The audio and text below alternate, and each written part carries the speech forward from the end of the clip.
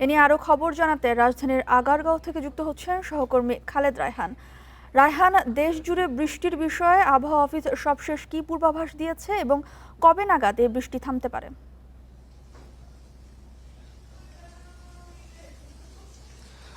দেখুন, যে বৃষ্টিটি চলছে গত কয়েকদিন ধরে সেটি কিন্তু আজকেও সারাদিন কোথাও কোথাও সারাদিন হবে, কোথাও কোথাও কিন্তু থেমে থেমে হবে। আমি এখন আবহাওয়া অফিসে আছি, এখানেও কিন্তু আসলে আমরা দেখতে পাচ্ছি যে বৃষ্টি কিন্তু সকাল থেকে রাজধানী জুড়ে হচ্ছে। গতকালকে রেকর্ড করা হয়েছিল ঢাকাতেই 2009 সালের পরে সর্বোচ্চ 176 মিলিমিটার বৃষ্টিপাত সন্ধ্যা 6টার দিকে।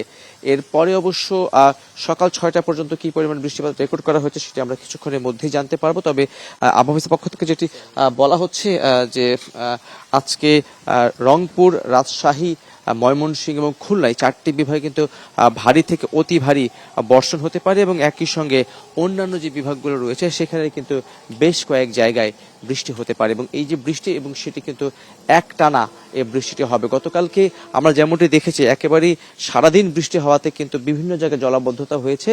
আজকেও সন্ধ্যার পরে বৃষ্টি খানিকটা কমে গেলে সেই জলাবদ্ধতা কিছুটা কমে গেলেও ভোররাত থেকে আবার যেহেতু বৃষ্টি হচ্ছে সেক্ষেত্রে কিন্তু আবারও যে জলাবদ্ধতা সেটির একটি শঙ্কা রয়েছে। আবহাওয়া যেটি বলছে যে যেই কারণে বৃষ্টিটি হচ্ছে সেটি কিন্তু আরো 1 থেকে 2 দিন এই একই অবস্থা থাকতে পারে। তবে কালকে সকাল থেকে কিন্তু এই বৃষ্টির পরিমাণ খানিকটা কমে আসতে পারে এবং পরশু দিন থেকে আরো কমে এসে মোটামুটি স্বাভাবিক যেই সেটি কিন্তু হয়ে যাওয়ার সম্ভাবনা রয়েছে।